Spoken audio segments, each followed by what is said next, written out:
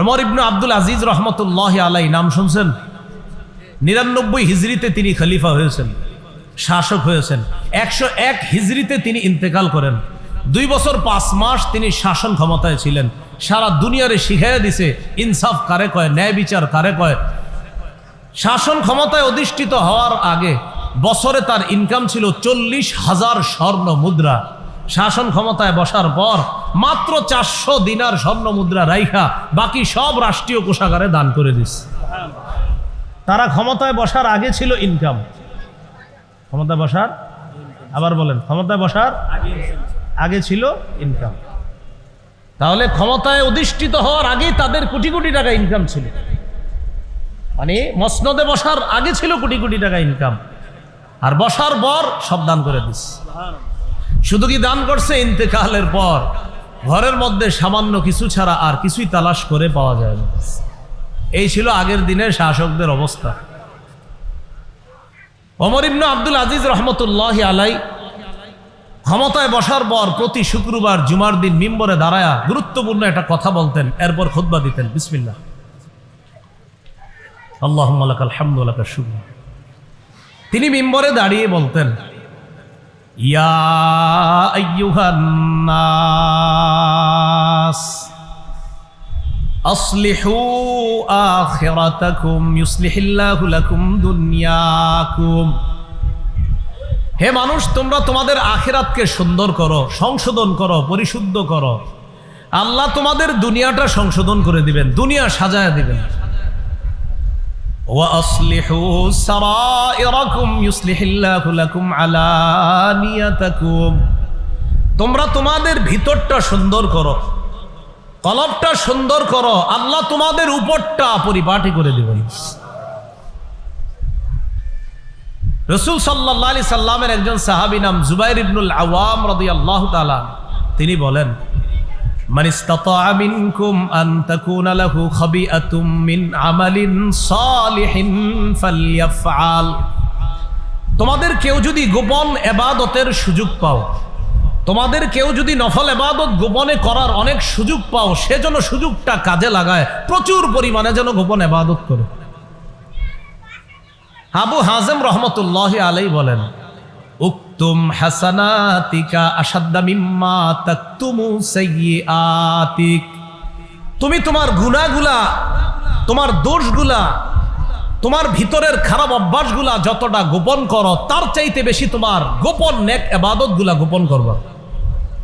তুমি তোমার গুনাহগুলা অনেক গোপন করো, তুমি দোষগুলা কাউরে বলতে চাও না, তুমি যে একটা খারাপ এটা কাউরে বলতে চাও না, এটা যতটা গোপন করো, তোমার গোপন নেক ইবাদতগুলা যে করো, এটা এর চাইতে বেশি গোপন করবে। তো বলছিলাম, ইবাদত একটা প্রকাশ্যে করি আর একটা গোপনে। প্রিয় মুসলমান ভাইয়ারা, এই ফিতনার যুগে গোপন ইবাদত, নফল ইবাদত যত বেশি করবেন তত আল্লাহর কাছাকাছি পৌঁছা যাবে ইনশাআল্লাহ। এই জন্য এই সময় আপনি গোপন ইবাদত বাড়ায় দেন, আল্লাহ তৌফিক দান করেন। গোপন ইবাদত বাড়ানোর উপায়, এবার আমি উপায়গুলা বলবো, এখন থেকে মূল আলোচনা শুরু হলো। এই উপায়গুলা মন দিয়ে শুনেন। গোপন ইবাদত বাড়ানোর উপায় কি? 1 নাম্বার উপায়, অন্তরের ইবাদতে মনোযোগ দেওয়া। বলেন, কিসের ইবাদতে মনোযোগ দেওয়া? অন্তরের ইবাদতে মনোযোগ দেওয়ার অর্থ কি? একটু আমার সাথে বলেন। কলব থেকে গুনাহ বের করা, তাকওয়া তৈরি করা, এটা অন্তরের ইবাদত। গুনাহগুলা ভিতর থেকে বের করতে হবে, অন্তরে আল্লাহর ভয় ঢুকাইতে হবে, এটা অন্তরের ইবাদত। এই ইবাদতে মনোযোগী হতে হবে। ইমাম শাফি রহমতুল্লাহ আলাইহি বলেন, এই পৃথিবীতে 3টা ইবাদত করা, আমল করা সবচেয়ে কঠিন। বলতে হবে আমার সাথে, কয়টা আমল করা সবচেয়ে কঠিন? ইমাম শাফি রহমতুল্লাহ আলাইহি বলেন, আশাদ্দুল আমালি সালাসা আল জুদু মিন কিল্লাহ ওয়াল ওয়ারউ ফি খালওয়া ওয়া কালিমাতু হাক্কিন ইনদা মাইয়ুরজা। ইমাম শাফি বলেন, পৃথিবীতে 3টা কাজ করা সবচেয়ে কঠিন। 1 নম্বর, আল জুদু মিন কিল্লাহ। টাকা পয়সা কম থাকলে দান করা খুব কঠিন। আপনার পকেটে টাকা পয়সাই নেই, এই মুহূর্তে আরেকজন কয়, স্যার কিছু দেন, আছে 5 টাকা, 2 টাকা দিয়ে দিমু, আর থাকে 3 টাকা, এটা দেওয়া খুব কঠিন। টাকা কম থাকলে দান সৎকা করা খুব কঠিন। 2, ওয়াল ওয়ারউ ফি খালওয়া। নির্জনে আল্লাহকে ভয় করা খুব কঠিন। নির্জনে আল্লাহকে ভয় করা খুব কঠিন। এখানে যারা আছি আমরা সবাই, আমরা কিন্তু এই জায়গায় কেউ গুনাহ করতেছি না। এই জায়গায় কেমন যেন আমাদের সবার ভাব যে আমরা আল্লাহকে ভয় করি। আসলে সত্যি কথা, এখানে কেউ গুনাহ করতেছি না আমরা। কিন্তু ঘরে যান, দরজাটা বন্ধ করেন, আপনার মা নাই, আপনার বাবা নাই, আপনার আত্মীয় স্বজন কেউ নাই। দরজাটা বন্ধ করার পর রুমে আপনি একা আছেন, ডানে বামে ইলেকট্রনিক মিডিয়া আছে, মোবাইল আছে, ল্যাপটপ আছে, কম্পিউটার আছে। ইবলিস কয় নাটকটা দেখলে কোনো সমস্যা হবে না, একটু দেখো। ওই মুহূর্তে আল্লাহকে ভয় করা খুব কঠিন। ওয়াল ওয়ারউ ফি খালওয়া, নির্জনে আল্লাহকে ভয় করা খুব কঠিন।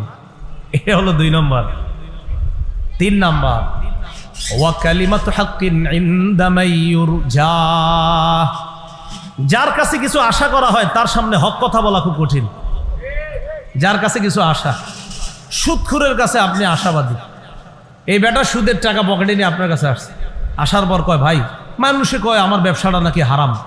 তো আপনিও শুনছেন, শোনার পর বললেন যে জামিয়া রহমানিয়া মাদ্রাসায় জিজ্ঞাসা করছিলাম, মুফতি সাহেবরা বলছে যে এইভাবে আপনার ব্যবসা করলে হারাম হয়, সুদ হয়। তা আপনি চিন্তা করলেন আমি যদি এটা বলি তাহলে হ্যাঁ আর আমারে কিছু দিবে না, পকেটে কিছু নিয়ে আসছে। আর যদি আমি বলি না না, মানুষ বললে হবে নাকি আপনি সুদি কারবার করেন, আপনার এটা পুরো ঠিক আছে, তখন পকেট থেকে বের করে কয় নেন কিছু খায়েন। ওয়াকালিমাতু হাক্কিন ইনদা মাইয়ুরজা, যার কাছে কিছু আশা করা হয় তার সামনে হক কথা বলা খুব কঠিন। বসে 100টা ভুল করলেও কয় আপনি ঠিক করছেন। কেন বলে? প্রমোশন যদি না বাড়ে, আমি কি তোমাদের সাথে যে 1 বছর ছিলাম আমার কোনো আচরণে তোমরা কষ্ট পেয়েছো? কষ্ট কিন্তু পাইছে। কয় না, আপনি কোনো অন্যায় করেন নাই, কোনো ভুল করেন নাই, কেন? আমার যেন প্রমোশন বাড়ে। ওই যে ইমাম শাফি বলেন কালিমাতু হাক্কিন ইনদা মাইয়ুরজা, যার কাছে কিছু আশা করা হয় তার সামনে হক কথা বলা বড় কঠিন কাজ। বলেন পৃথিবীতে কয়টা কাজ সবচেয়ে কঠিন? 1 নাম্বার, টাকা পয়সা কম থাকলে সদকা করা। 2 নাম্বার, নির্জনে আল্লাহকে ভয় করা খুব কঠিন। 3 নাম্বার, যার কাছে কিছু আশা করা হয় তার সামনে হক কথা বলা খুব কঠিন। কিন্তু আমরা ইনশাল্লাহ 3টা করেই দেখাই দেব ইনশাল্লাহ। টাকা পয়সা কম থাকলেও দান করব, নির্জনে আল্লাহকে ভয় করব, যার সামনে হক কথা বলা দরকার সেখানে হক কথা বলব। আল্লাহ তৌফিক দান করেন। তাহলে নির্জনে আল্লাহর ভয়, এটা আমার মূল উদ্দেশ্য। অন্তরের এবাদতে মনোযোগ দেওয়া, গোপন এবাদত বাড়ানোর 1 নাম্বার উপায় অন্তরের এবাদতে মনোযোগ দেওয়া। যদি অন্তরের এবাদত, অন্তরে তাকওয়া পয়দা করতে পারেন তাহলে গোপনে গোপনে আল্লাহর এবাদত বেশি করতে পারবেন। ওই দরজা লাগানোর পরেও আপনি আল্লাহর এবাদত করা সহজ হবে। অন্যথায় আমগো সামনে যতই সুবহানাল্লাহ বলতেছেন, দরজা লাগানোর পর আপনি কয়বার সুবহানাল্লাহ বলতেছেন এটা একটু তালাশ করবেন। আল্লাহ পাক রব্বুল আলামিন বলেন ইয়া আইয়ুহান নাসু উবুদু রাব্বাকুম, হে মানুষ তোমরা তোমাদের রবের ইবাদত করো। অন্য আয়াতে বলেন ইয়া আইয়ুহাল্লাযীনা আমানুর কাউ, হে ঈমানদারগণ তোমরা রুকু করো, ওয়াসজুদু সিজদা করো, ওয়া'বুদু রাব্বাকুম তোমরা তোমাদের রবের ইবাদত করো। ইবাদত কাকে বলে?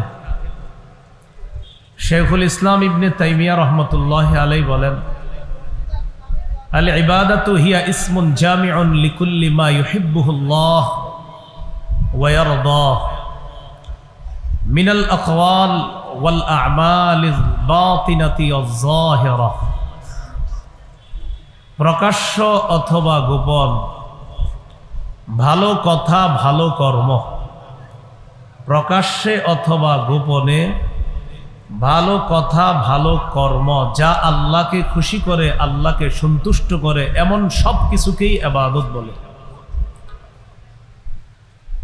ইমাম কুরতুবী রহমতুল্লাহি আলাইহি বলেন আল ইবাদাতু হিয়া ইবারাতুন আন তাওহীদিহি ওয়া ইলতিজামি শারাঈ দীনিহি। ইবাদত বলা হয় আল্লাহর একত্ববাদ স্বীকার করা, ইসলামী শরীয়তের সাথে নিজেকে সবসময় লাগিয়ে রাখা, এটাকে বলা হয় ইবাদত। ইমাম কুরতুবী বলেন আসলুল ইবাদাতি আল খুজুউ ওয়াত তাদাল্লুল, ইবাদতের মূল হলো বিনয়ী হওয়া, নম্র হওয়া, একেবারে আল্লাহর কাছে ছোট হয়ে যাওয়া, নিজেকে দাস মনে করা, নিজের কাজ কর্মে দাসত্ব প্রকাশ করা, এটা হলো ইবাদতের মূল। ইবাদত মৌলিকভাবে 2 ধরনের প্রথমে বলা যায়। একটা হলো সাধারণ ইবাদত, আরেকটা হলো বিশেষ ইবাদত। সাধারণ ইবাদত এটা হলো আল উবুদিয়্যাতুল আম্মাহ, বিশেষ ইবাদত আল উবুদিয়্যাতুল খাসসা। সাধারণ ইবাদত কি জিনিস? আসমান জমিনে যারা আছে সবাই একদিন আল্লাহর কাছে দাসত্ব স্বীকার করে উপস্থিত হবে, এটা সাধারণ ইবাদত বা দাসত্ব। সাধারণ ইবাদত এক কথায় মনে রাখবেন, আল্লাহর বরত্ব এবং রাজত্বের দাসত্বকে বলা হয় সাধারণ ইবাদত। আল্লাহর বরত্ব, আল্লাহর রাজত্বের দাসত্বকেই বলা হয় সাধারণ ইবাদত। এই দুনিয়াতে কেউ মানে কেউ মানে না, মরণের পর সবাই স্বীকার করবে তার রাজত্ব, তার বড়ত্ব সব স্বীকার করে সেখানে দাসত্ব স্বীকার করবে। বাকি অনেকের কাজ হবে না, ইমানদারদের কাজ হবে, বেঈমানদের কোনো কাজ হবে না। এই কথাটা আল্লাহ সূরা মারিয়ামের 93 নম্বর আয়াতে বলেন, ইন কুল্লু মান ফিস সামাওয়াতি ওয়াল আরদি ইল্লা আতির রহমানি আবদা। নবমণ্ডল এবং ভূমণ্ডলে, আসমান এবং জমিনে যারা আছে তারা সবাই রহমানের কাছে উপস্থিত হবে, দাস হয়ে উপস্থিত হবে। কি হয়ে? দাস। সবাই দাস হয়ে রহমানের কাছে উপস্থিত হবে, আসমান জমিনের সবাই। এটা হলো সাধারণ ইবাদত, সাধারণ দাসত্ব। আরেকটা হলো বিশেষ ইবাদত, সেটা হলো ইচ্ছা এবং আল্লাহর মহব্বতে আল্লাহর ইবাদত করা, এটা হলো বিশেষ ইবাদত। এটা সবাই করে না, এটা আল্লাহর বিশেষ বান্দারাই করে। এই ব্যাপারে আল্লাহ পাক রব্বুল আলামিন সূরা জুমারের 17-18 নম্বর আয়াতে বলেন, ফাবাশশির ইবাদিল্লাযীনা ইসতামিউনাল কাওলা ফায়াত্তাবিউনা আহসানা। নবী, আপনি আমার বান্দাদেরকে সুসংবাদ দেন, আল্লাযীনা ইসতামিউনাল কাওলা, যারা কান পেতে কথা শুনে, ফায়াত্তাবিউনা আহসানা, কথার মধ্যে সবচেয়ে উত্তম যেই কথাগুলা এইগুলার অনুসরণ তারা করে, তারা হলো আমার বান্দা। ওই বান্দাদেরকে সুসংবাদ দিয়ে দেন, এরা হলো আল্লাহর বিশেষ বান্দা। সূরা ফুরকানের 63 নম্বর আয়াতেও আল্লাহ বলেছেন আল্লাহর বিশেষ বান্দা কারা। ওয়াইবাদুর রহমানিল্লাযীনা ইয়ামশুনা আলাল আরদি হাওনা ওয়াইযা খাতাবাহুমুল জাহিলুনা ক্বালু সালামা। রহমানের বান্দা তারা যারা জমিনে নম্র হয়ে চলে, নত হয়ে চলে, বিনীতভাবে চলে। জাহেলরা তাদের সাথে কোনো তর্কে লিপ্ত হতে চাইলে, তাদেরকে সম্বোধন করলে তারা বলে সালামা, আসসালামু আলাইকুম। এরা হলো রহমানের বিশেষ বান্দা। বিশেষ বান্দাদের ইবাদতটা বিশেষ দাসত্ব, সাধারণ বান্দাদের ইবাদতটা হলো সাধারণ দাসত্ব। তো ওই দাসত্বটা হবে, সাধারণ দাসত্বটা হবে কিয়ামতের ময়দানে সবাই আল্লাহর দাস হয়ে উপস্থিত হবে। কিন্তু সেদিন যারা আল্লাহকে আল্লাহ মানত না দুনিয়াতে, তারা যদিও সেদিন নত হবে, স্বীকার করবে আপনি রব, কিন্তু লাভ হবে না। এই হলো আপনার ইবাদতের অর্থ, ইবাদতের ব্যবহার কোরআনের মধ্য থেকে জানলাম। হাদিসের মধ্যে ইবাদতের অনেকগুলা কথাই পাওয়া যায়। এর মধ্যে উল্লেখযোগ্য কিছু কিছু শব্দ পাওয়া যায়, যেই শব্দ রাসূলুল্লাহ সাল্লাল্লাহু আলাইহি সাল্লাম শব্দগুলা বলছে আর এটার দ্বারা ইবাদতের অর্থ উদ্দেশ্য নিয়েছে। নবীর একজন সাহাবী নাম নু'মান ইবনে বশীর রাদিয়াল্লাহু তাআলা, তার থেকে একটা হাদিস আছে। ইমাম বুখারী রহমতুল্লাহি আলাইহি আল আদাবুল মুফরাদ নামক কিতাবের মধ্যে হাদিসটি এনেছেন। আনিন নু'মান ইবনে বশীর রাদিয়াল্লাহু তাআলা আনহু قال قال رسول الله صلى الله عليه وسلم الدعاء هو العبادة। রাসূলুল্লাহ সাল্লাল্লাহু আলাইহি সাল্লাম বলেন, দোয়া করাটাই ইবাদত। দোয়া করি না আমরা, দোয়া করাটাই ইবাদত। তাহলে হাদিসের মধ্যে দোয়াকেও নবীজি ইবাদত বলেছেন। সহিহ মুসলিমের বর্ণনা, তিরমিজি শরীফেও আছে 2201 নম্বর হাদিস। এই হাদিসের বর্ণনাকারী মাকিল ইবনে ইয়াসার রাদিয়াল্লাহু তাআলা। عن معقل بن يسار رضي الله تعالى عنه قال قال رسول الله صلى الله عليه وسلم العبادة في الهرج كهجرة إلي। রাসূলুল্লাহ সাল্লাল্লাহু আলাইহি সাল্লাম বলেন, ফিতনা ফাসাদ চলাকালীন অবস্থায় ইবাদত করা, কলহ বিপর্যয় চলাকালীন সময়ে ইবাদত করা। কলহ বিপর্যয়ের সময় কিন্তু এখন চলছে। কলহ বিপর্যয়ের সময়ে ইবাদত করা আমি নবীর কাছে হিজরত করার মতো।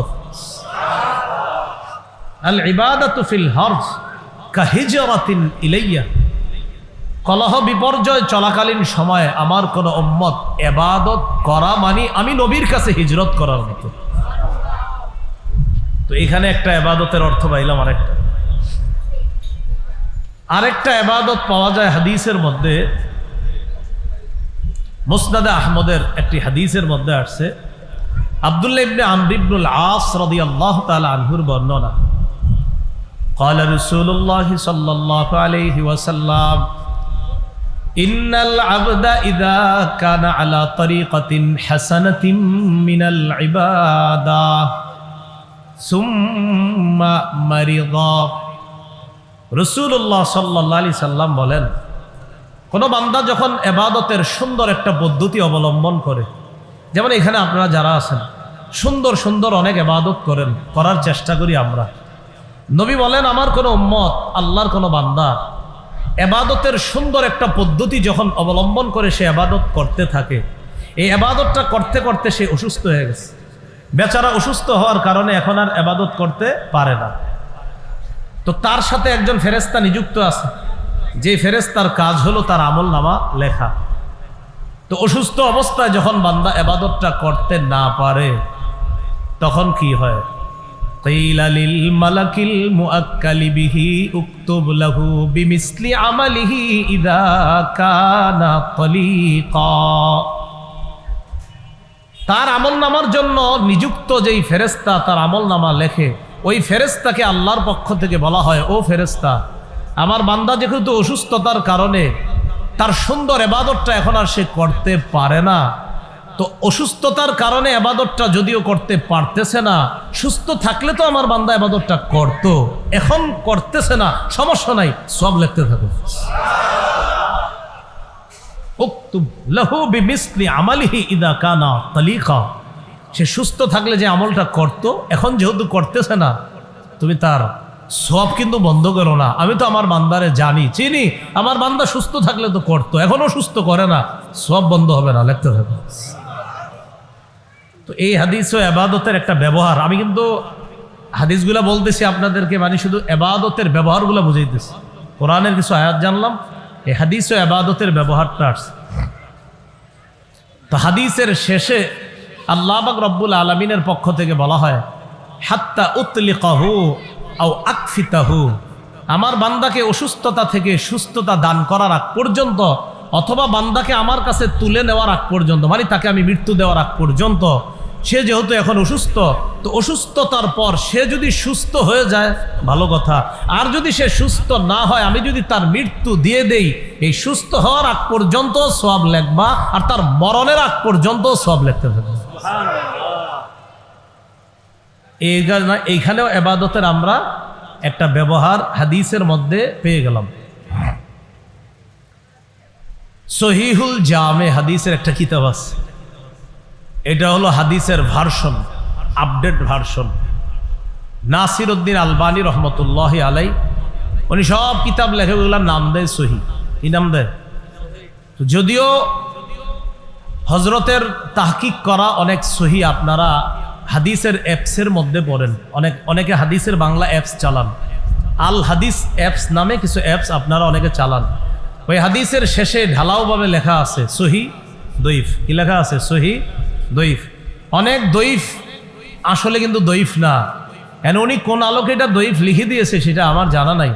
ইমাম তিরমিজি যে হাদিসকে হাসান বলছে সেখানে উনি লিখে দিয়েছে দঈফ। ইমাম তিরমিজি অসংখ্য হাদিসকে বলছে হাসান, সেখানে ওখানে লেখা আছে দঈফ। তো এই জন্য ওই বাংলা অ্যাপসের হাদিসের মানটা যাচাইয়ের জন্য আলেমদের কাছে একটু যায়। আপনি যে হাদিসটা দেখলেন, দেখার পরে দেখি অনেকে লেখো আবার ফেসবুকে, কয় এই হাদিস তো সহি না, তো কি কয় দঈফ। আমি তো চিন্তা করি নাই লেখ এমনি লেখলো এটা, পরে বুঝলাম ও আচ্ছা আচ্ছা ওখানে লেখা দঈফ, বাস লেখা দিছে দঈফ। তা আপনি যে দঈফ লেখলেন, অসংখ্য অগণিত এমন হাদিস আছে বিশ্বাস করেন যে হাদিস সনদের দিক থেকে সহি, মুহাদ্দিসিনে কেরামের পরিভাষা অনুযায়ী সহি, যে হাদিস ইমাম তিরমিজির কাছে হাসান উত্তম হাদিস, এটাকেও আলবানী রহিমাহুল্লাহ আল্লাহ তার কবরকে জান্নাতের বাগান বানায়া দেন। আর হজরত কেন এটাকে দঈফ বলছে এটা আমার জানা নাই, এই জন্য ওনার বলা দঈফটাকে আপনি দঈফ হিসাবে মেনে নেবেন না। মানে সবগুলা যে আবার উনি দঈফ বলে ফেলছে অশুদ্ধ এমন না, কিছু বিষয় আসলে দঈফ ঠিক আছে, কিন্তু কিছু দঈফ না তাও লেখছে দঈফ। তো এইটা হলো আপনার সমস্যা। তো এই জন্য আসলে এই বিষয়গুলো আলেমদের কাছে যাচাই করা। আল্লাহ আমাদেরকে বুঝার তৌফিক দান করেন। তো সহিহুল জামের মধ্যে একটা হাদিস আনছে উনি, এই হাদিসের মধ্যে আসছে বর্ণনাকারী হুযাইফা রাদিয়াল্লাহু তাআলা قال رسول الله صلى الله عليه وسلم فضل العلم احب الي من فضل العباده। নবীজি বলেন নফল ইবাদতের মর্যাদার চাইতে ইলম অন্বেষণের মর্যাদা আমি নবীর কাছে বেশি প্রিয়।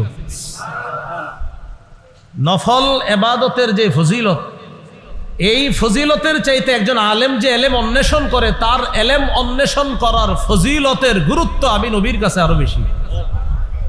বুঝা সুবহানাল্লাহ বলছেন নবীজি কি বললেন?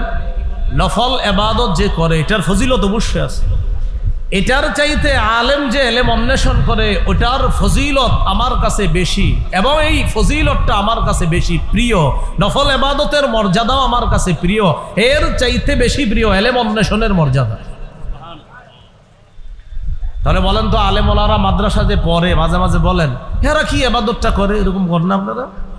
এদের পড়াশোনাটাই তো ইবাদত। সুবহানাল্লাহ, পড়াশোনাটাই কি ইবাদত। আল্লাহ বুঝার তৌফিক দান করেন। এই হাদিসের শেষে নবীজি সাল্লাল্লাহু আলাইহি সাল্লাম বলেন খায়রু দীনিকুম আল ওয়ারউ, তোমাদের সর্বোত্তম দিন হলো তাকওয়া, আল্লাহ ভীতি, আল্লাহকে ভয় করা, এটা হলো সর্বোত্তম দিন, সর্বশ্রেষ্ঠ দিন। শেখ মোহাম্মদ ইবনে সালেহ আল উসাইমিন রহমতুল্লাহি আলাইহি সৌদি আরবের অনেক বড় আলেম ছিলেন। তিনি বলেন ইন্না তালাবাল ইলমি ইবাদাতুন ওয়া মিন আফজালিল ইবাদাত, এলেম অন্বেষণ করাটাই ইবাদত। কয় শুধু ইবাদত না, শ্রেষ্ঠ ইবাদতের অন্তর্ভুক্ত হলো কোরআন হাদিসের এলেম অন্বেষণ করা, এটা শ্রেষ্ঠ ইবাদতের অন্তর্ভুক্ত। এই জন্য অনেক সময় দেখবেন আপনি নফল নামাজ পড়তেছেন মসজিদে, আর হুজুরে ওই পাশে বসে বসে একটা কিতাব দেখতেছে, তো বলতেছেন ওনারে আমি নামাজ পড়তে দেখি না, উনি যেটা করতেছে সেটা তো আপনি বুঝতেছেন না, আপনার যেন সুন্দরভাবে নামাজটা পড়তে পারেন উনি ওই কিতাব পইরাই ফতুয়াটা আপনারে দিতে হবে। হ্যাঁ, এই জন্য ওলামায়ে কেরামের ইলম অন্বেষণ করা এটা ইবাদত। করম কি ইবাদত মিন আফজালিল ইবাদাত, শ্রেষ্ঠ ইবাদতের অন্তর্ভুক্ত। সালফে সালিহিনগণ বলেন আল ইলমু সালাতুস সিররি, ইলম হলো গোপন নামাজের মতো, ওয়া ইবাদাতুল কলবি, কলবের ইবাদত হলো ইলম অন্বেষণ করা। ইলম হলো সালাতুস সিররি, গোপন নামাজের মতো, ওয়া ইবাদাতুল কলবি, এবং অন্তরের ইবাদত হলো ইলম অন্বেষণ করা।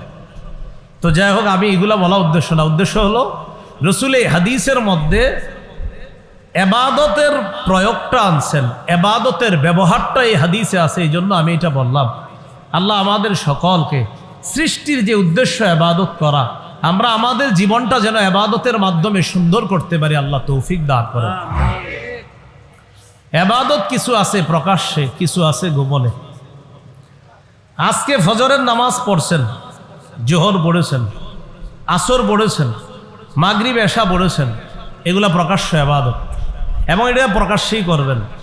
এই জায়গায় আবার আপনি এরকম পীর সাইজেন না যে আসলে মানুষ দেখবে বলে আমি মসজিদে গিয়ে নামাজ পড়ি না, বিষয়টা কিন্তু এমন না। এই ইবাদত প্রকাশ্যেই করবেন। হজ করা ইবাদত, এটা প্রকাশ্য ইবাদত। আপনি আবার এটা বললেন না এখানে লাখ লাখ মানুষ আমাকে দেখে ফেলবে তাই আমি কাবার সামনে যাই না। প্রকাশ্য ইবাদত যেটা আল্লাহ বলছে প্রকাশ্যে করার জন্য, সেটা প্রকাশ্যে করাই নিয়ম। কিছু ইবাদত আছে গোপনে করা। আজকে আপনাদের সামনে গোপন ইবাদতের ব্যাপারে কিছু কথা বলবো, খুব মন দিয়ে শুনবেন। প্রকাশ্য ইবাদতগুলো তো আমরা করব, পাশাপাশি গোপন ইবাদতগুলো আমরা বাড়ানোর চেষ্টা করব ইনশাআল্লাহ। গোপন ইবাদতের ব্যাপারে ভূমিকায় দুইটা কথা শুনি, এরপর মূল আলোচনায় ঢুকি। ওমর ইবনে আব্দুল আজিজ রহমতুল্লাহি আলাইহি নাম শুনছেন? 99 হিজরিতে তিনি খলিফা হয়েছেন, শাসক হয়েছেন। 101 হিজরিতে তিনি ইন্তেকাল করেন। 2 বছর 5 মাস তিনি শাসন ক্ষমতায় ছিলেন। সারা দুনিয়ারে শিখাইয়া দিছে ইনসাফ কারে কয়, ন্যায় বিচার কারে কয়। শাসন ক্ষমতায় অধিষ্ঠিত হওয়ার আগে বছরে তার ইনকাম ছিল 40,000 স্বর্ণ মুদ্রা। শাসন ক্ষমতায় বসার পর মাত্র 400 দিনার স্বর্ণ মুদ্রা রাইখা বাকি সব রাষ্ট্রীয় কোষাগারে দান করে দিছে। তারা ক্ষমতায় বসার আগে ছিল ইনকাম, ক্ষমতায় বসার, আবার বলেন, ক্ষমতায় বসার আগে ছিল ইনকাম। তাহলে ক্ষমতায় অধিষ্ঠিত হওয়ার আগেই তাদের কোটি কোটি টাকা ইনকাম ছিল, মানে মসনদে বসার আগে ছিল কোটি কোটি টাকা ইনকাম, আর বসার পর সব দান করে দিচ্ছে। শুধু কি দান করছে, ইন্তেকালের পর ঘরের মধ্যে সামান্য কিছু ছাড়া আর কিছুই তালাশ করে পাওয়া যায় না। এই ছিল আগের দিনের শাসকদের অবস্থা। ওমর ইবনে আব্দুল আজিজ রহমতুল্লাহি আলাইহি ক্ষমতায় বসার পর প্রতি শুক্রবার জুমার দিন মিম্বরে দাঁড়ায়া গুরুত্বপূর্ণ একটা কথা বলতেন, এরপর খুতবা দিতেন। বিসমিল্লাহ, আল্লাহুম্মা লাকাল হামদু ওয়া লাকাশ শুকর। তিনি মিম্বরে দাঁড়িয়ে বলতেন, ইয়া আইয়ুহান নাস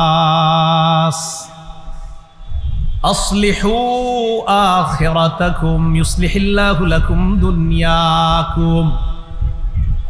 হে মানুষ, তোমরা তোমাদের আখিরাতকে সুন্দর করো, সংশোধন করো, পরিশুদ্ধ করো। আল্লাহ তোমাদের দুনিয়াটা সংশোধন করে দিবেন, দুনিয়া সাজায় দিবেন। ওয়া আসলিহু সারাইরাকুম ইউসলিহিল্লাহু লাকুম আলানিয়াতাকুম। তোমরা তোমাদের ভিতরটা সুন্দর করো, কলবটা সুন্দর করো, আল্লাহ তোমাদের উপরটা পরিপাটি করে দিবেন। রাসূল সাল্লাল্লাহু আলাইহি সাল্লামের একজন সাহাবী নাম জুবাইর ইবনুল আওয়াম রাদিয়াল্লাহু তাআলা, তিনি বলেন, মান ইসতাতাআ মিনকুম আন তাকুনা লাহু খাবিআতুম মিন আমালিন সালিহিন ফালইয়াফআল। তোমাদের কেউ যদি গোপন ইবাদতের সুযোগ পাও, তোমাদের কেউ যদি নফল ইবাদত গোপনে করার অনেক সুযোগ পাও, সেজন্য সুযোগটা কাজে লাগায় প্রচুর পরিমাণে যেন গোপন ইবাদত করে। আবু হাজেম রহমতুল্লাহি আলাইহি বলেন, উকতুম হাসানাতিকা আশাদ্দা মিম্মা তাকতুমু সাইয়্যাতিক। তুমি তোমার গুনাহগুলা, তোমার দোষগুলা, তোমার ভিতরের খারাপ অভ্যাসগুলা যতটা গোপন করো, তার চাইতে বেশি তোমার গোপন নেক ইবাদতগুলা গোপন করবা। তুমি তোমার গুনাহগুলা অনেক গোপন করো, তুমি দোষগুলা কাউরে বলতে চাও না, তুমি যে একটা খারাপ এটা কাউরে বলতে চাও না, এটা যতটা গোপন করো, তোমার গোপন নেক ইবাদতগুলা যে করো এটা এর চাইতে বেশি গোপন করবে। তো বলছিলাম ইবাদত একটা প্রকাশ্যে করি আর একটা গোপনে। প্রিয় মুসলমান ভাইয়ারা, এই ফিতনার যুগে গোপন ইবাদত, নফল ইবাদত যত বেশি করবেন তত আল্লাহর কাছাকাছি পৌঁছা যাবে ইনশাআল্লাহ। এই জন্য এই সময় আপনি গোপন ইবাদত বাড়ায় দেন, আল্লাহ তৌফিক দান করেন। গোপন ইবাদত বাড়ানোর উপায়, এবার আমি উপায়গুলা বলবো, এখন থেকে মূল আলোচনা শুরু হলো। এই উপায়গুলা মন দিয়ে শুনেন। গোপন ইবাদত বাড়ানোর উপায় কি? 1 নাম্বার উপায়, অন্তরের ইবাদতে মনোযোগ দেওয়া। বলেন, কিসের ইবাদতে মনোযোগ দেওয়া? অন্তরের ইবাদতে মনোযোগ দেওয়ার অর্থ কি? একটু আমার সাথে বলেন। কলব থেকে গুনাহ বের করা, তাকওয়া তৈরি করা, এটা অন্তরের ইবাদত। গুনাহগুলা ভিতর থেকে বের করতে হবে, অন্তরে আল্লাহর ভয় ঢুকাইতে হবে, এটা অন্তরের ইবাদত। এই ইবাদতে মনোযোগী হতে হবে। ইমাম শাফি রহমতুল্লাহ আলাইহি বলেন, এই পৃথিবীতে 3টা ইবাদত করা, আমল করা সবচেয়ে কঠিন। বলতে হবে আমার সাথে, কয়টা আমল করা সবচেয়ে কঠিন? 3টা। ইমাম শাফি রহমতুল্লাহ আলাইহি বলেন, আশাদ্দুল আমালি সালাসা আল জুদু মিন কিল্লাহ ওয়াল ওয়ারউ ফি খালওয়া ওয়া কালিমাতু হাক্কিন ইনদা মান ইউরজা। ইমাম শাফি বলেন পৃথিবীতে তিনটা কাজ করা সবচেয়ে কঠিন। এক নম্বর আল জুদু মিন কিল্লাহ, টাকা পয়সা কম থাকলে দান করা খুব কঠিন। আপনার পকেটে টাকা পয়সাই নেই, এই মুহূর্তে আরেকজন কয় স্যার কিছু দেন, আসি 5 টাকা, 2 টাকা দিয়ে দিমু, আর থাকে 3 টাকা, এটা দেওয়া খুব কঠিন। টাকা কম থাকলে দান সৎকা করা খুব কঠিন। 2 ওয়াল ওয়ারউ ফি খালওয়া, নির্জনে আল্লাহকে ভয় করা খুব কঠিন। নির্জনে আল্লাহকে ভয় করা খুব কঠিন। এখানে যারা আছি আমরা সবাই, আমরা কিন্তু এই জায়গায় কেউ গুনাহ করতেছি না। এই জায়গায় কেমন যেন আমাদের সবার ভাব যে আমরা আল্লাহকে ভয় করি। আসলে সত্যি কথা, এখানে কেউ গুনাহ করতেছি না আমরা। কিন্তু ঘরে যান, দরজাটা বন্ধ করেন, আপনার মা নাই, আপনার বাবা নাই, আপনার আত্মীয় স্বজন কেউ নাই। দরজাটা বন্ধ করার পর রুমে আপনি একা আছেন, ডানে বামে ইলেকট্রনিক মিডিয়া আছে, মোবাইল আছে, ল্যাপটপ আছে, কম্পিউটার আছে। ইবলিস কয় নাটকটা দেখলে কোনো সমস্যা হবে না, একটু দেখো। ওই মুহূর্তে আল্লাহকে ভয় করা খুব কঠিন। ওয়াল ওয়ারউ ফি খালওয়া, নির্জনে আল্লাহকে ভয় করা খুব কঠিন। এটা হলো 2 নম্বর। 3 নম্বর ওয়া কালিমাতু হাক্কিন ইনদা মান ইউরজা, যার কাছে কিছু আশা করা হয় তার সামনে হক কথা বলা খুব কঠিন।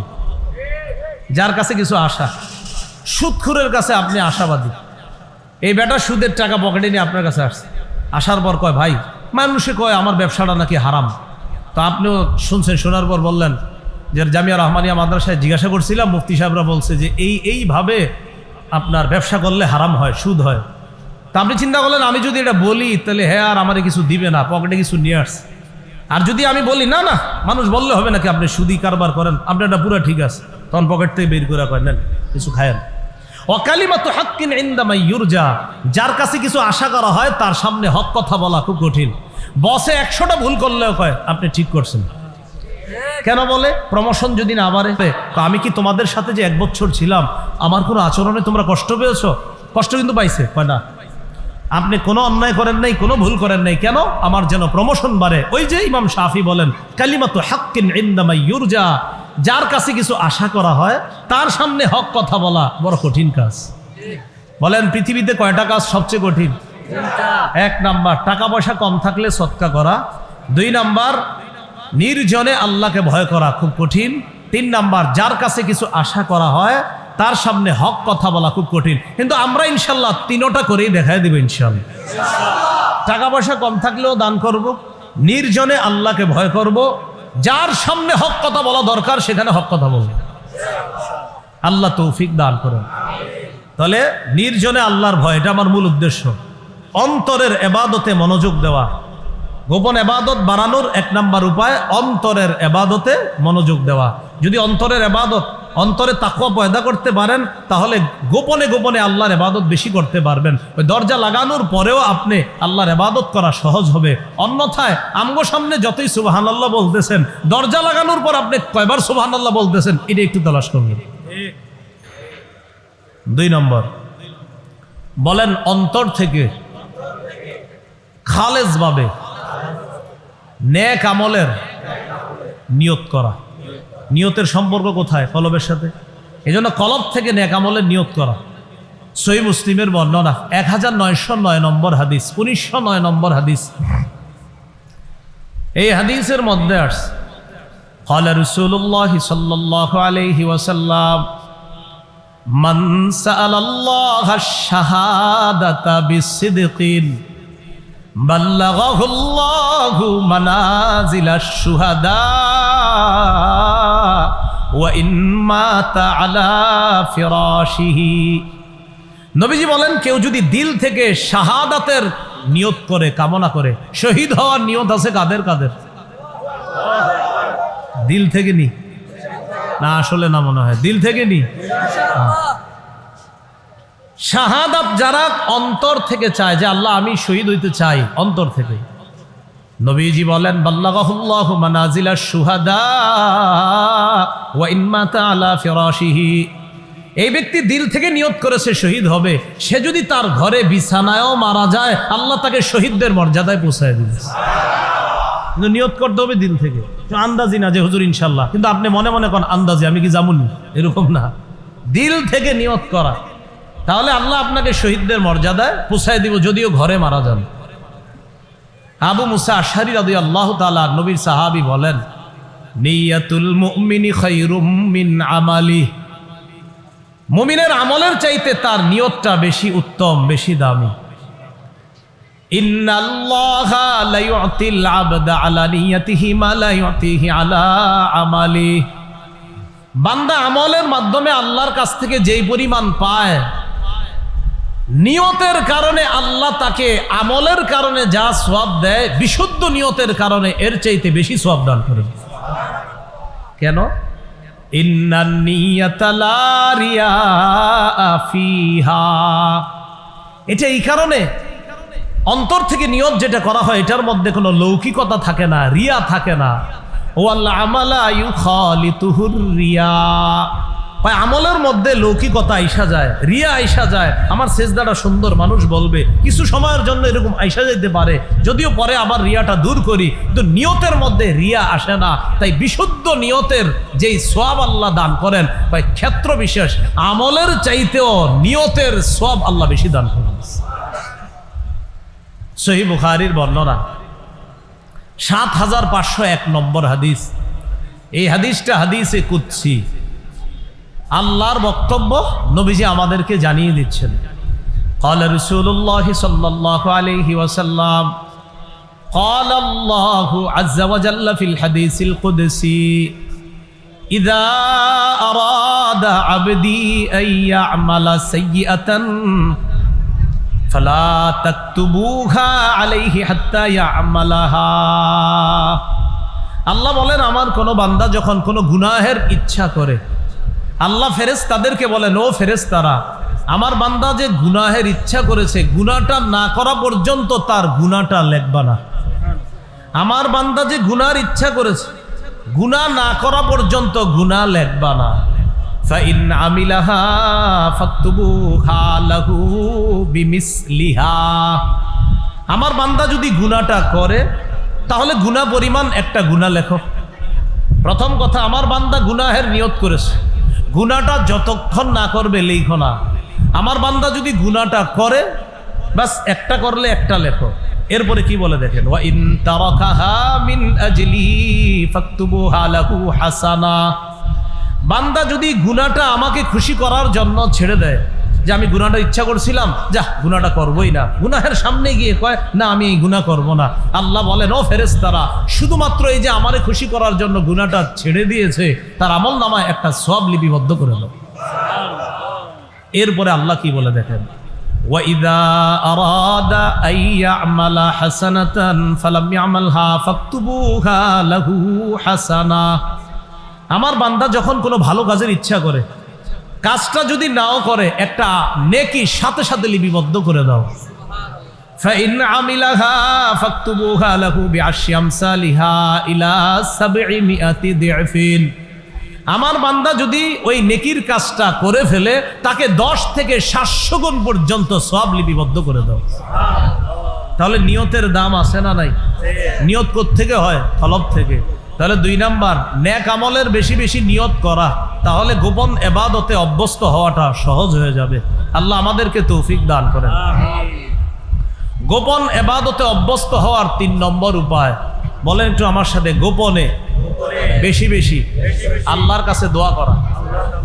এমনি তো আমরা প্রকাশ্যে দোয়া করি, আমাদের শেখুল সাহেব আসবে একটু পরে ইনশাল্লাহ, আসার পর তিনিও দোয়া করবে, এটা প্রকাশ্যে দোয়া, ঠিক আছে। গোপনেও বেশি বেশি দোয়া করা। বাসায় একা একা আছেন, বা আপনার বিবি পাশের রুমে, আপনার সন্তানরা পাশের রুমে, আপনি হঠাৎ বৈশা রাত ২টা বাজে ২:৩০ বাজে ঘুম ভেঙে গেছে, সমস্যাকে একটু হাতটা তোলেন না আল্লাহর দরবারে, আল্লাহ আমি তো একটা পেরেশানির মধ্যে আছি, আল্লাহ ৫ বছর যাবত এই পেরেশানিটা আমার যাচ্ছে না, আল্লাহকে একটু এইভাবে বলেন, গোপনে আল্লাহরে বলেন। সূরা আরাফের ৫৫ নম্বর আয়াতে আল্লাহ বলেন, উদউ রাব্বাকুম তাদাররুআও ওয়া খুফিয়া, তোমরা তোমাদের রবকে ডাকো, তাদাররুআও বিনীতভাবে, ওয়া খুফিয়া এবং চুপি সারে। তোমরা তোমাদের রবকে ডাকো বিনীতভাবে এবং চুপি সারে। জাকারিয়া নবী আল্লাহকে গোপনে ডাকছে, আল্লাহ এত পছন্দ করছে তার এই গোপন ডাক, পছন্দ করে জাকারিয়া নবীর এই কথাটা কোরআনের আয়াত নাজিল করে আল্লাহ আমাদেরকে জানায়া দিস। সূরা মারিয়ামের ৩ নম্বর আয়াতে আল্লাহ বলেন, ইয নাদা রাব্বাহু নিদাআন খাফিয়্যা। যখন জাকারিয়া নবী আল্লাহকে ডাকলেন, নিদাআন খাফিয়্যা, গোপনে ডাকলেন। এত গোপনে ডাকছেন আর আল্লাহ অনেক পছন্দও করছে, তার দোয়াও কবুল করছে। মুফাসসিরিনে কেরাম লিখেছেন জাকারিয়া নবী কেন আল্লাহকে গোপনে ডাকলেন, ইন্নামা আখফাহু লিআন্নাহু আহাব্বু ইলাল্লাহ। জাকারিয়া নবী আল্লাহকে গোপনে ডাকার কারণ হলো গোপন ডাক আল্লাহর কাছে সবচেয়ে দামি, সবচেয়ে প্রিয়। গোপনে আল্লাহরে ডাকা এটা আল্লাহর কাছে খুব প্রিয়, খুব দামি। আমরা বসে রয়েছি সবাই একসাথে, মনে করেন দেখেন আমার পাশের জন্য এরকম আল্লাহ মাফ করে দিন, আল্লাহ মাফ করে দেন, আল্লাহ মাফ করে দেন, এই জাতীয় ফিস ফিস আওয়াজ। সুফিয়ান সাউরি রহমতুল্লাহ আলাইহি বলছেন যে এটা এমন হবে লা ইয়াকুনু লাহু নিদাআন ওয়ালা জাহরান বালিগা, বেশি উঁচু আওয়াজ হবে না। আবার কেমন হবে বিষয়টা, পাশের মানুষরা বুঝবে আহারে বেচারাই কি জানি বলতেছে আল্লাহর, এরকম। অথবা মানে মানুষ যদি শুনে এটা বুঝবে। তো মানুষের সামনে দোয়া করা দরকার নেই, আপনার কথার কথা আপনি গোপনে বলতেছেন, সেটা মানুষ দেখতেও পারে আবার নাও দেখতে পারে। তো আপনার বিষয়টা কেমন হবে, সুফিয়ান সাউরি বলেন যে এমন যে মানুষ যখন তোমারে দেখবে মনে করবে লোকটা কি জানি বলতেছে আস্তে আস্তে, এরকম। আল্লাহ আমাদেরকে এইভাবে যেন আল্লাহর কাছে আমরা দোয়া করতে পারি গোপনে, আল্লাহ তৌফিক দান করুন।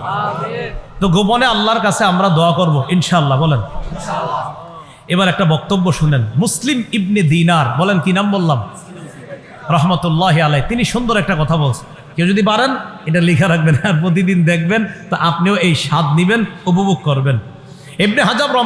ইবনে রজব হাম্বলি রহমতুল্লাহ আলাইহির একটা কিতাব আছে জামিউল উলুম ওয়াল হিকাম, এই কিতাবের মধ্যে উনি বর্ণনাটা আনছেন, যার বর্ণনা তার নাম মুসলিম ইবনে দিনার। তিনি বলেন, মা তালাজ্জাজাল মুতালাজ্জিজুনা বিমিসলিল খালওয়াতি বিমুনাজাতিল্লাহি আযজা ওয়া জাল।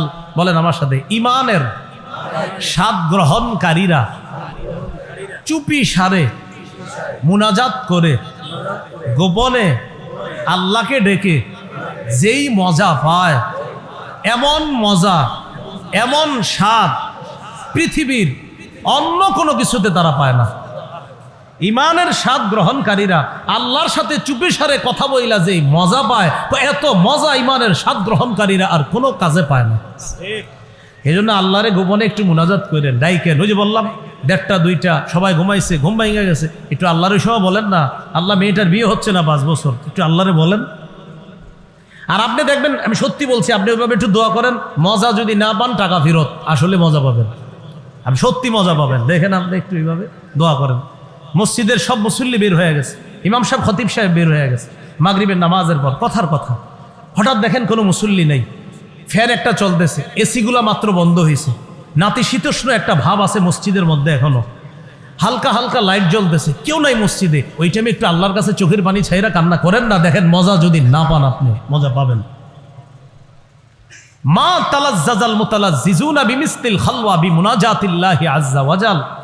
চুপি সারে আল্লাহকে ডাইকা ইমানদার যেই পরিমাণ মজা পায়, এত স্বাদ অন্য কিছুতে আর পায় না। আল্লাহ আমাদের সকলকে গোপন ইবাদতে অভ্যস্ত হওয়ার জন্য গোপনে যেন বেশি বেশি দোয়া করতে পারি, আল্লাহ তৌফিক দান করেন। আমিন। করব তো ইনশাআল্লাহ। সহিহ মুসলিমের বর্ণনা, ক্বালা রাসূলুল্লাহ সাল্লাল্লাহু আলাইহি ওয়াসাল্লাম, ইরবাউ আলা আনফুসিকুম ফাইন্নাকুম লাইসা তাদউনা আসাম্মা ওয়ালা গায়বা। হে মানুষ, তোমরা নিজেদের প্রতি সদয় হও, আর আল্লাহরে যখন ডাকবা একটু চুপি সারে ডাকো, সমস্যা নাই। কারণ তোমরা এমন রবকে ডাকো না যেই রব বধির, যেই রব অনুপস্থিত, এমন রবকে তোমরা ডাকো না। তাহলে কাকে ডাকি? নবী বললেন, ইন্নাকুম তাদউনা সামিআন করিবা। তোমরা এমন রবকেই ডাকছো যেই রব সবকিছু শোনেন, করিবা অতি নিকটে থেকে সবকিছু শোনেন। ওয়া হুয়া মাআকুম, নবী বলেন, আর তিনি তো তোমাদের সাথে আছেন। সুবহানাল্লাহ। সাহাবায়ে কেরাম একবার নবীজিরে বললেন, কি বললেন একটু মন দিয়ে শোনেন। লাম্মা সাআলু রাসূলুল্লাহ সাল্লাল্লাহু আলাইহি ওয়াসাল্লাম ফাকালু আকারিবুন রাব্বুনা ফানুনাজি আম বাঈদুন ফানুনাদি। আমি আবার বলছি, ছাত্র ভাই আছেন অনেকে, একটু মন দিয়ে শোনেন কি বলি।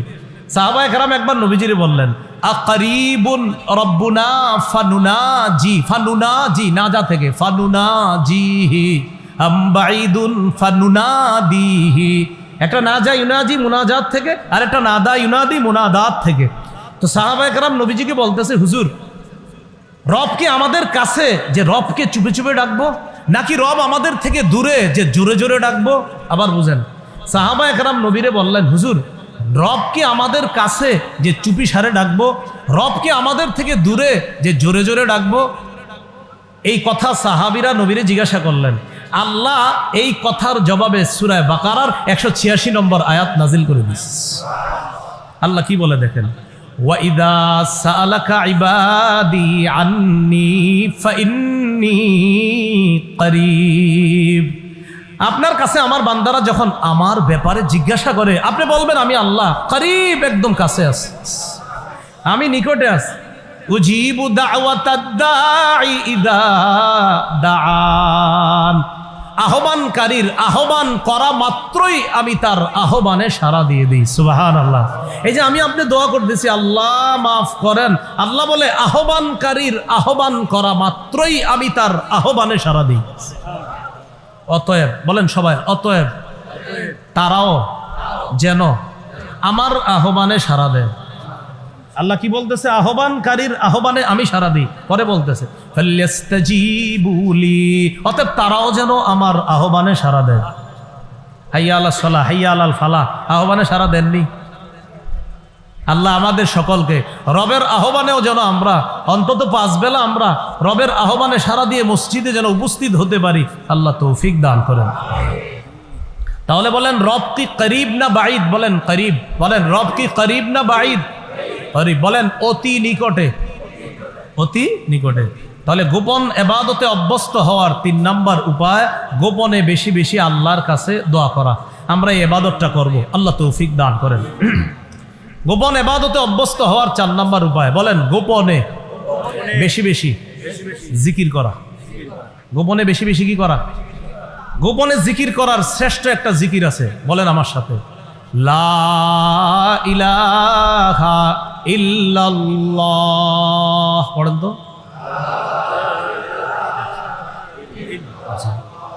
আবার একটু মন থেকে। এবার পড়ার সময় 2 আঙ্গুল লাগাইবেন, লাগাই দেখেন তো ঠোঁট লাগে কিনা, 2 আঙ্গুল দিয়ে চেক করেন, এটা বলার সময় ঠোঁট 2টা লাগে কিনা। এবার আমাদের চেক হবে, পড়বো আর চেক করবো। পড়েন তো,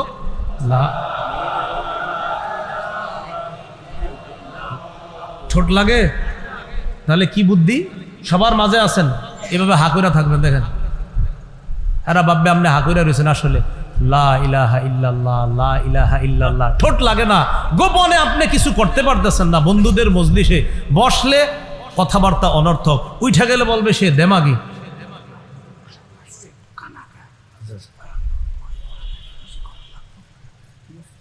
রাসূলুল্লাহ সাল্লাল্লাহু আলাইহি সাল্লামের হাদিস থেকে জানা যায়, দেখেন আমরা যখন এইভাবে জিকির করি, লা ইলাহা ইল্লাল্লাহ যখন আমরা করলাম, করার সময় হা করলাম, বন্ধুদের মজলিসে বসলেন, বসার পরে এখন দেখেন খালি অনর্থক কথা, বসতেও পারতেছেন না, উঠতেও পারতেছেন না।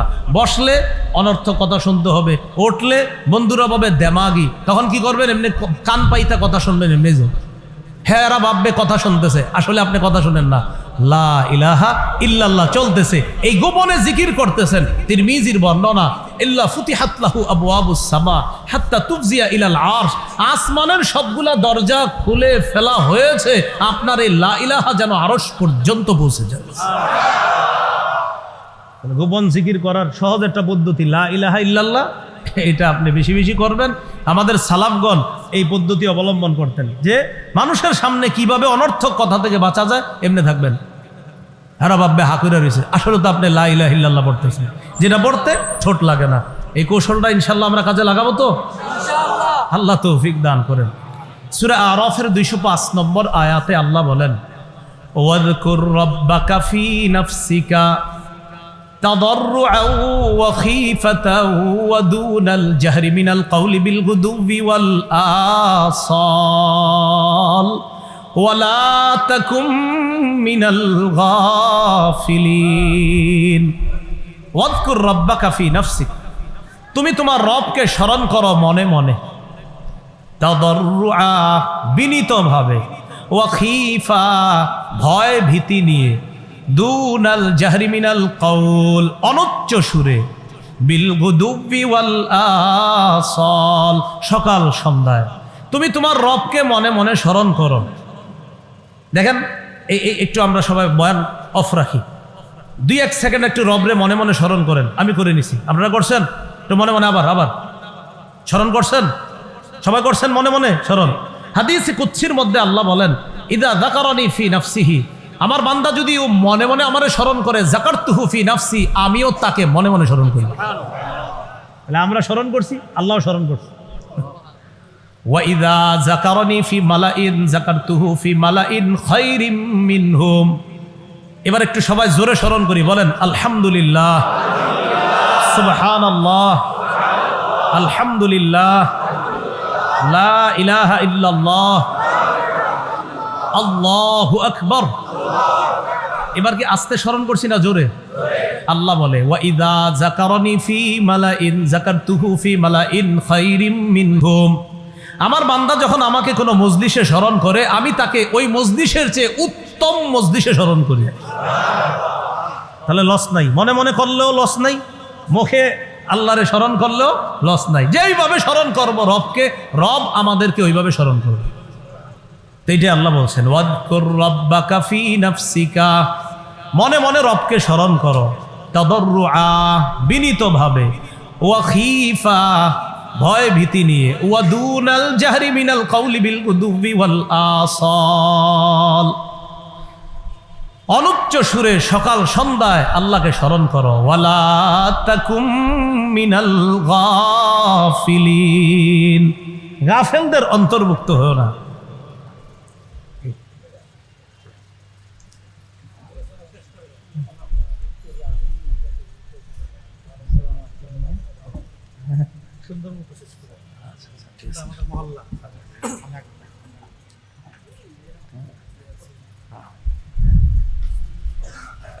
হুজুর বলছে আলোচনাটা শেষ করবে, তো শেষ করি ইনশাল্লাহ। হ্যাঁ, মানে আমার হুজুর নিচে বসবে, আমার মন চাইতেছে না বয়ান করতে। এখন হুজুর হুকুম দিছে, এই জন্য আলোচনা করতেছি। আপনারা কিন্তু অন্য কোনোভাবে নেবেন না। আমার ওস্তাদেরও ওস্তাদ, এটা কিন্তু মাথায় রাখবেন। না, আমার ওস্তাদদেরও ওস্তাদ, হজরত এবং হজরতের পরিবার যারা, পুরা পরিবার, শায়েখের পুরা পরিবারকে আল্লাহ আমাদের মাঝে যেন আরো দীর্ঘদিন তারা থাকে, তাদের বরকত যেন আমরা লম্বা সময় পেতে পারি, আল্লাহ তৌফিক দান করেন। ছাত্র ভাই যারা আছেন, ওনারা মাঝে মাঝে আমার সাথে যোগাযোগ করে বলে আকাবিরদের কিছু ঘটনা শোনান। তো আমি বলি কি, শেখুল হাদিস আর মুফতি আমিনী সাহেবের ঘটনা পড়েন। কি বলি আমি? শেখুল হাদিস সাহেব আর মুফতি আমিনী সাহেবের পড়েন। কেন? এবং আকাবিরদের অনেককে আমি জানি, তাদের ব্যাপারে জানছি কিতাব থেকে। শেখুল হাদিস সাহেবকে দেখছি, আমিনী সাহেবকে দেখছি, এই জন্য ওনাদের দুইজনের কিছু বিষয় ওনাদেরকে আমি শোনাই দিই। কেন শোনাই? ছাত্র ভাইয়ারা আমাদের বাংলাদেশে, তারা এই দুইজন মনীষীকে যদি তারা ফলো করে, আমাদের এই দুই মনীষী শেখুল হাদিস আল্লামা আজিজুল হক রহমতুল্লাহ আলাই আর শেখুল হাদিস আল্লামা মুফতি আমিনী রহমতুল্লাহ আলাই, আকাবিরদের যেই কাজগুলো আমি কিতাবে পাইছি, তাদের এই দুইজনের মধ্যে আমি সবগুলো পাই। আকাবিররা দর্স তাদরিস আর মাঠে ময়দানে ছিলেন, তাদের দুইজনকে আমি দর্স তাদরিস আর মাঠে ময়দানে দেখছি। তো এই জন্য আমি বলি, আপনারা এই দুইজনের পড়াশোনা করেন। মুফতি আমিনী সাহেব রহমতুল্লাহ আলাই সম্পর্কে লালবাগ গিয়ে কিছু কিতাবাদি সংগ্রহ করেন, শায়েখ সম্পর্কে রাহমানিয়া থেকে কিছু কিতাবাদি নেন, পড়েন। পড়লেই বুঝবেন ওনারা দুইজনই আকাবিরদের জীবন্ত প্রতিচ্ছবি। বাস, তো এখন তো তারাও নাই, তো তাদেরকে বুঝবেন যে আকাবিররা, আকাবির দেওবন্দ যা যা করেছেন, যেমন থানবী রহমতুল্লাহ আলাই, মাদানী রহমতুল্লাহ আলাইয়ের ইখতলাফ নিয়ে আমাদের ছাত্র ভাইরা টেনশনে পড়ে, ওনাদের ইখতলাফ। আমাদের এই হজরতদের জীবনী মোতালা করলে এই সব ইখতলাফ হল হয়ে যায়। যাই হোক, হজরতের হায়াতে এবং তার পরিবারে আল্লাহ বরকত দান করুন। 4 নাম্বার, জিকির করা। বলছিলাম গোপনে জিকির করা, ইবাদতে অভ্যস্ত হওয়ার 4 নাম্বার উপায় গোপন জিকিরে অভ্যস্ত হওয়া। সহিহ বুখারীর বর্ণনা 660 নম্বর হাদিস, 7 শ্রেণীকে আল্লাহ আরশের ছায়াতলে জায়গা দিবেন। এর মধ্যে একজন রজুলুন যাকারাল্লাহ খালিয়ান ফাফাদাত আইনা, ওই ব্যক্তি যেই ব্যক্তি আল্লাহকে স্মরণ করে, ফাফাদাত আইনা, আর তার চোখ দিয়ে অশ্রু প্রবাহিত হয় আল্লাহর স্মরণে, নির্জনে আল্লাহকে স্মরণ করলে তার চোখ থেকে পানি বেরিয়ে আসে, এই ব্যক্তিটাকেও আল্লাহ আরশের ছায়াতলে জায়গা দান করে। তাহলে গোপন ইবাদতে অভ্যস্ত হওয়ার 4 নম্বর উপায় গোপনে জিকির করা। 5 নম্বর একটু বলি আমরা, গোপনে কোরআন তেলাওয়াত করা। এক তো প্রকাশ্যে কোরআন তেলাওয়াত আমরা করি, আমাদের হেফজখানা ছাত্ররা মাশাআল্লাহ প্রকাশ্যে তেলাওয়াতের ইবাদত তারা করতেছে, ওলামায়ে কেরাম যারা পড়াইতেছে আর তাদের কাছে যারা পড়তেছে তারা প্রকাশ্য এলেম অন্বেষণের ইবাদতটা তারা করতেছে। আমরা চেষ্টা করব ওলামা হযরত সহ আমরা সবাই গোপনেও কিছু কোরআন তেলাওয়াত করা। তিরমিজির বর্ণনা 1333 নম্বর হাদিস, রাসূলুল্লাহ সাল্লাল্লাহু আলাইহি সাল্লাম বলেন, আল জাহিরু বিল কুরআন কাল জাহিরি বিস সাদাকাহ ওয়াল মুসিররু বিল কুরআন কাল মুসিররি বিস সাদাকাহ। প্রকাশ্যে কোরআন তেলাওয়াতকারী প্রকাশ্যে সদকাকারীর মতো, গোপনে কোরআন তেলাওয়াতকারী গোপনে সদকাকারীর মতো। তাহলে গোপনেও কোরআন তেলাওয়াত করা। আমাদের সালাফগণ এমন ছিলেন, তারা অনেক সময় গোপনে এত পরিমাণ কোরআন তেলাওয়াত করতেন, এত পরিমাণ কোরআন তেলাওয়াত করতেন, হঠাৎ সামনে কেউ আসছে তো কোরআন বন্ধ করতেন। কেন? তার যেন এই ধারণা না হয় যে আমি অনেক বেশি কোরআন পড়ি। আসলে পড়তেন অনেক বেশি, কিন্তু তার যেন এই ধারণা না হয় আমি অনেক বেশি তেলাওয়াত করি, কোরআন বন্ধ করতেন। সালাফগণ গোপনে খুব তেলাওয়াত করতেন। আমরাও গোপনে কোরআন তেলাওয়াতের ইবাদতটা আমরা বাড়ানোর চেষ্টা করব, আল্লাহ তৌফিক দান করেন। 6 নাম্বার, গোপনে নফল নামাজ পড়া। গোপনে নফল নামাজ পড়া, এটা আমরা মসজিদে পড়ি যারা মাশাআল্লাহ ঠিক আছে, নফল ইবাদত গোপনে করা, এটাও চেষ্টা করা।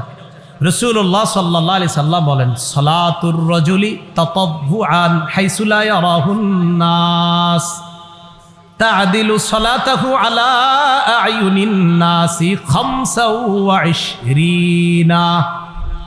এই হাদিসের অনুবাদটা একদম সহজভাবে আমি এইভাবে করি, এই যে দেখেন, তাকান, তিনি আপনাদের সামনে 25 বার নফল নামাজ পড়া আর গোপনে 1 বার নফল নামাজ পড়া সমান। বুঝছেন অনুবাদটা সহজে? এটা কথার কথা উনি বা আমি আপনাদের সামনে প্রকাশ্যে 25 বার নফল নামাজ পড়া আর গোপনে 1 বার নফল নামাজ পড়া বরাবর। গোপনে নফল নামাজ 1 বার আর প্রকাশ্যে 25 বার বরাবর। মানুষের চোখের সামনে 25 বার করার সমপর্যায়ের ইবাদত হলো গোপনে 1 বার নফল নামাজ পড়া। তাহলে গোপনে নফল নামাজ পড়বো আমরা ইনশাআল্লাহ। আল্লাহ আমাদের সকলকে তৌফিক দান করেন। তাহলে গোপনে নফল ইবাদত করবো তো ইনশাআল্লাহ। আচ্ছা, গোপনে নফল ইবাদতের মধ্যে একটা ইবাদত তাহাজ্জুদ নামাজ। বলি সবাই, কি নামাজ? আল্লাহর কাছাকাছি হওয়ার শ্রেষ্ঠ ইবাদত হলো ফরজ ইবাদত। ফরজের পর বান্দা সবচাইতে আল্লাহর কাছাকাছি পৌঁছার মাধ্যম হলো নফল ইবাদত বাড়ানো। তিরমিজি শরীফের বর্ণনা 3579 নম্বর হাদিস। এই হাদিসের মধ্যে আসছে রাসূলুল্লাহ সাল্লাল্লাহু আলাইহি সাল্লাম বলেন, আকরাবু মা ইয়াকুনুর রাব্বু মিনাল আবদি ফি জাওফিল লাইলিল আখির। বান্দা আল্লাহর সবচেয়ে নিকটবর্তী হয় যে সময়টা, সেটা হলো শেষ রাতের তাহাজ্জুদ নামাজের মাধ্যমে বান্দা আল্লাহর সবচেয়ে কাছাকাছি হয়ে যায়। এরপর নবী বলেন, ফাইন ইসতাতা'তা আন তাকুনা মিম্মা ইয়াযকুরুল্লাহ ফি তিলকা সাআহ ফাকুন। অতএব তুমি যদি পারো শেষ রাতে নির্জনে যারা আল্লাহর ইবাদতে, যারা আল্লাহর স্মরণে তাহাজ্জুদ পড়ে, তুমি যদি পারো তাদের অন্তর্ভুক্ত হইতে, ও আমার উম্মত তুমিও ওই নির্জনে তাহাজ্জুদ গুজারদের অন্তর্ভুক্ত হয়ে যাও। তাহলে 6 নাম্বার কি হলো? নফল ইবাদত করা। 7 নাম্বার, গোপনে নফল রোজা রাখা। গোপনে নফল রোজা, আপনি নফল রোজা রাখতেছেন, কেউ জানেও না। এই জন্য দেখেন আমাদের অনেক সালাফ 20 বছর নফল রোজা রাখতেছিল, 20 বছর নফল রোজা রাখছে। কেউ তার ব্যাপারে লেখছে 40 বছর নফল রোজা রাখছে, মানে নফল রোজা যেভাবে হাদিসে আসছে ওইভাবে রাখতেন তিনি। তো এইভাবে তিনি সবসময় নফল রোজা রাখতেন। এরকম 20 বছর নফল রোজা রাখতেন, মানুষ জানতেও পারতো না উনি যে নফল রোজা রাখছে। হয়তো তার একান্ত কারো কাছের কাছে তিনি জেনে ফেলেছে নফল রোজা রাখে, তাদের মাধ্যমে আমরা জেনেছি। এইভাবে নফল রোজা রাখা, চুপে চুপেও নফল রোজা রাখা আমরা চেষ্টা করব, আল্লাহ তৌফিক দান করেন। বিশেষ করে সোমবার বৃহস্পতিবার। আর আইয়ামে বীজের রোজাগুলো রাখতে পারেন 13, 14, 15, সোম বৃহস্পতি আর প্রতি আরবি মাসের 13, 14, 15 এই রোজাগুলো রাখা যায়। আর সোমবার বৃহস্পতিবারের সিয়াম এটা রাসূল সাল্লাল্লাহু আলাইহি সাল্লাম রাখতেন। নবীজি কেন রাখতেন? রাসূলুল্লাহ সাল্লাল্লাহু আলাইহি সাল্লাম বলেন, সোমবারে আমার জন্ম, এই জন্য আমি সোমবার দিন সিয়াম পালন করি। যদিও আমরা বছরে একদিন, কিন্তু নবীজি প্রতি সপ্তাহে। হ্যাঁ, তো নবীজি সাল্লাল্লাহু আলাইহি সাল্লাম সিয়াম পালন করতেন। আর একটা কি কারণে? নবীজি সাল্লাল্লাহু আলাইহি সাল্লাম বলেন, সোমবার বৃহস্পতিবার আমল নামা আল্লাহর কাছে পৌঁছায়, আল্লাহর কাছে পেশ করা হয়। আমি চাই রোজা অবস্থায় যেন আমার আমল নামা আল্লাহর কাছে পেশ করা হয়। তাহলে 7 নাম্বার গোপনে নফল রোজা রাখা। 8 নাম্বার গোপনে কান্নাকাটি করা আল্লাহর কাছে। এটা একটু কইরেন, গোপনে কান্নাকাটি। চোখের কোনায় যদি মাছির মাথা পরিমাণ একটু পানি উকি দেয়, মাছির মাথা পরিমাণ খালি পানি উকি দেয় যদি মাছির মাথা পরিমাণ, নবীজি হাদিসে বলছে এই ব্যক্তি লাইয়া লিজা নার রাজুলুন বাকা মিন খাশিয়াতিল্লাহ হাত্তা ইয়াউদাল লাবানু ফি দরইহা। রাসূলুল্লাহ সাল্লাল্লাহু আলাইহি ওয়াসাল্লাম বলেন, ওলান থেকে দুধ বের হওয়ার পর এটা ওলানে আবার ফিরে যাওয়া যেমন অসম্ভব, আল্লাহর ভয়ে নির্জনে কান্নাকাটি কইরা মাছির ডানা পরিমাণ যদি চোখের পানি একটু উকি দেয়, সেও জাহান্নামে যাওয়া অসম্ভব। 8 নাম্বার চুপে চুপে কান্না করা, গোপন ইবাদতে অভ্যস্ত হওয়ার 9 নাম্বার উপায়। 8 নাম্বার গেল কান্নাকাটি করা। গোপন ইবাদতে অভ্যস্ত হওয়ার 9 নাম্বার উপায় হলো এলেম চর্চা করা। বলেন কি করা? এলেম চর্চা করা। এটা একটু আগেও আমি বলছি। আমাদের সালাফগণ বলেছেন, আল ইলমু সালাতুস সিররি, এলেম হলো গোপন নামাজের মতো, ওয়া ইবাদাতুল কলবি, এবং কলবের ইবাদত। এলেম হলো গোপন নামাজের মতো এবং এটা কলবের ইবাদত। 10 নাম্বার নির্জনে ইবাদত করা। নির্জনে কি করা? ইবাদত। সহিহ বুখারীর বর্ণনা 7292 নম্বর হাদিস। এই নির্জন দ্বারা উদ্দেশ্য হলো আপনার ঘরে হতে পারে, আপনার কর্মস্থলের কোথাও নির্জনে আপনি ইবাদত করতে পারেন। রাসূলুল্লাহ সাল্লাল্লাহু আলাইহি সাল্লাম বলেন, সাল্লু আইয়ুহান নাস ফি বুয়ুতিকুম, এ মানুষ তোমরা তোমাদের ঘরে ইবাদত করো, নামাজ পড়ো। ফাইন্না আফজালা সালাতিল মারই ফি বাইতিহি ইল্লা সালাতাল মাকতুবা, ফরজ নামাজ ছাড়া বান্দার যত নফল নামাজ আছে এটা ঘরে পড়া সবচাইতে উত্তম, সবচাইতে শ্রেষ্ঠ। এই জন্য প্রত্যেক মুসলমানের ঘরে একটা ইবাদত খানা থাকা দরকার। নবীর সাহাবী আবু দারদা রাদিয়াল্লাহু তাআলা আনহু বলেন, মারইল মুসলিমি, মুসলমানের ইবাদত খানা হিসাবে এটা কতই না উত্তম ইবাদত খানা ফি বাইতিহি, যেটা তার ঘরের মধ্যে হয় নফল ইবাদত খানাটা। কেন? ফায়াকুফু লিসানাহু, ঘরের মধ্যে সে তার জিহ্বাকে হেফাজত করে, অফরজাহু, তার লজ্জাস্থান হেফাজত করে, অবাসরহু, সে তার দৃষ্টিকে হেফাজত করে। এরপর বলেন, ওয়া ইয়াকুম ওয়া মুজালাসাতাল আসওয়াক, তোমরা বাজার ঘাটে বেশি আড্ডাবাজি কইরো না। তুলহি ওয়া তুলহি, বাজারে বেশি যদি আড্ডাবাজি করো তাহলে কি হবে? তোমাকে গাফেল করে দিবে আর তোমার সময়গুলা নষ্ট করে দিবে যদি বাজারে বেশি আড্ডাবাজি করো। আবু হুরায়রা রাদিয়াল্লাহু তাআলা আনহু বলেন, আসআদুন নাস ফিল ফিতান কুল্লু খাফিয়্যিন নাকিয়্যিন, ফিতনার জামানায় সবচাইতে শ্রেষ্ঠ কাজ হলো কোন ব্যক্তি মানুষকে ফিতনা থেকে মুক্ত রেখে, কোন ব্যক্তি নিজেকে মানুষের ফিতনা থেকে মুক্ত রেখে নির্জনে আল্লাহর ইবাদত যে ব্যক্তি করবে, ফিতনার জামানায় সে হবে সবচেয়ে সৌভাগ্যবান। তো এই জন্য গোপন ইবাদত আমরা বাড়াবো। তো গোপন ইবাদত বাড়ানোর 10 নাম্বার একটা কারণ জানলাম, সেটা হলো নির্জনে বেশি বেশি ইবাদত করা। এই 10টা কারণ আজকে আমরা জানলাম। প্রথম থেকে একটু বলি, আমরা আল্লাহ আমাদেরকে বানাইছে ইবাদত করার জন্য। ইবাদত কোরআনের মধ্যে আসছে মৌলিকভাবে প্রথমত 2 ধরনের দাসত্ব। একটা হলো সাধারণ দাসত্ব আর একটা বিশেষ দাসত্ব। সাধারণ দাসত্ব যেটা কিয়ামতের ময়দানে সবাই দাস হয়ে আল্লাহর কাছে উপস্থিত হবে। বিশেষ দাসত্ব যেটা, সেটা হলো আমরা আল্লাহর মহব্বতে ইবাদত করা। হাদিসে 4টা জায়গায় ইবাদতের প্রায়োগিক অর্থ আমরা জানলাম। ইবাদত কাকে বলে? সমস্ত ভালো কাজ যা আল্লাহরে খুশি করে এটাকে ইবাদত বলে। ইবাদত কয় ধরনের হতে পারে? আমরা বললাম মৌলিকভাবে 2 ধরনের, প্রকাশ্যে ইবাদত, গোপনে ইবাদত। আল্লাহ যেইগুলা প্রকাশ্যে করতে বলেছেন এইগুলা প্রকাশ্যে করা। আর গোপন ইবাদত কিভাবে করব? এই গোপন ইবাদতে অভ্যস্ত হওয়ার 10টা কারণ আজকে আমরা জানলাম। আল্লাহ পাক রব্বুল আলামিন আমাদের সকলকে যেন আমরা যেই কথাগুলো শুনলাম বললাম সবাই যেন আমরা আমল করতে পারি, নিজেদের জীবনটা যেন এইভাবে সাজাইতে পারি, আল্লাহ তৌফিক দান করেন। হযরত এসে গেছেন, আমরা কেউ উঠবো না, হুজুর কথা বলবেন, আলোচনা করবে, মুনাজাত করবে, এরপর আমরা যাবো ইনশাআল্লাহ। আসসালামু আলাইকুম ওয়া রাহমাতুল্লাহ।